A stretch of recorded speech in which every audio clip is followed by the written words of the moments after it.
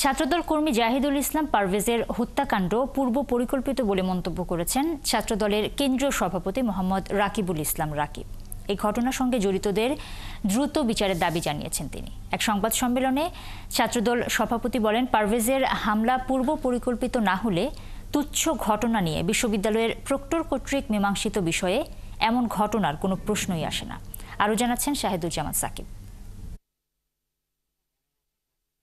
শনিবার রাতে ছুরিকাঘাতে নিহত হন প্রাইমেশিয়া বিশ্ববিদ্যালয়ের শিক্ষার্থী ও ছাত্রদল কর্মী জাহিদুল ইসলাম পারভেজ। এই ঘটনায় নিন্দা ও ক্ষোভ জানিয়েছে বিভিন্ন সংগঠন। রোববার নয়াপল্টনে নিহত পারভেজের জানাজা শেষে বিক্ষোভ মিছিল করে ছাত্রদলের নেতাকর্মীরা। পরে নয়াপল্টন কেন্দ্রীয় কার্যালয়ে সংবাদ সম্মেলন করে ছাত্রদল। এ সময় বক্তব্য রাখেন কেন্দ্রীয় সভাপতি রাকিবুল ইসলাম। তিনি এই ঘটনার বিচার কাজ দ্রুত সম্পন্ন ও অপরাধীদের গ্রেপ্তারের দাবি জানান।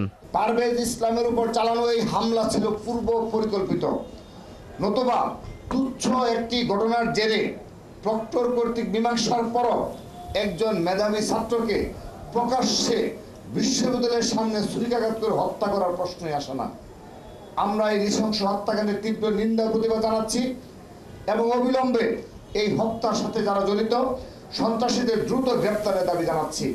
তিনি দাবি জানান, একটি গোষ্ঠী ফ্যাসিস্ট আচরণ করে দেশের প্রতিটি ক্যাম্পাসে ছাত্রলীগকে পুনর্বাসনের অপচেষ্টা করছে। সাবেক ছাত্রলীগারদের পুনর্বাসনের দায়িত্ব নিয়েছেন এই অশোভন ভাষা সেই প্রক্রিয়া ও চরিত্রের প্রকাশ।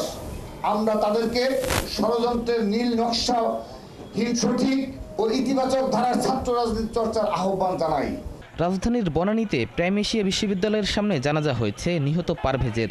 এরপর গুলশান ও বনানী সড়কে বিক্ষোভ করেছে পারভেজের সহপাঠীরা।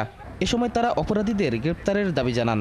একই দাবিতে দেশের বিভিন্ন ক্যাম্পাসে প্রতিবাদ করেছে ছাত্রদলের নেতাকর্মীরা।